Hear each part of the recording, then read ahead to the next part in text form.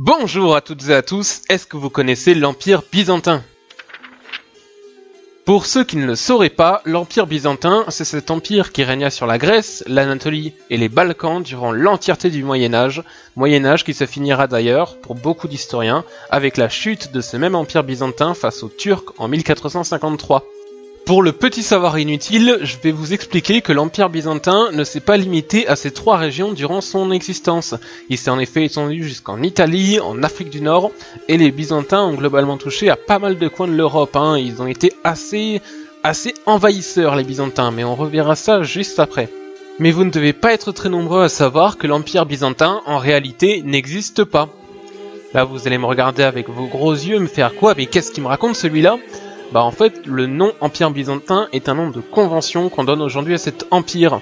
La première occurrence du mot byzantin date du XVIe siècle, presque un siècle après la fin de l'empire, et a été donné par un historien allemand.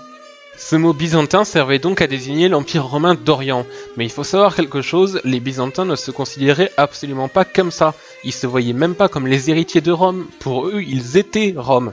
Ils étaient l'empire romain en lui-même. Il n'y avait pas de différence entre l'antique empire romain et l'empire romain d'Orient. C'était la même chose. Il y a juste administrativement que ça changeait, notamment avec la langue grecque utilisée dans l'empire romain d'Orient à contrario de la langue latine dans l'empire romain d'Occident. Mais pour eux, la différence a été inexistante.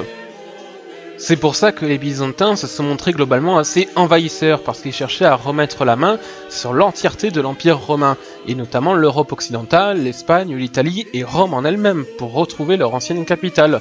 Ils se heurteront d'ailleurs aux tentatives des Européens de reconstituer l'Empire romain d'Occident, avec notamment Charlemagne et son empire carolingien, puis le Saint-Empire romain germanique, dont nous reparlerons une prochaine fois.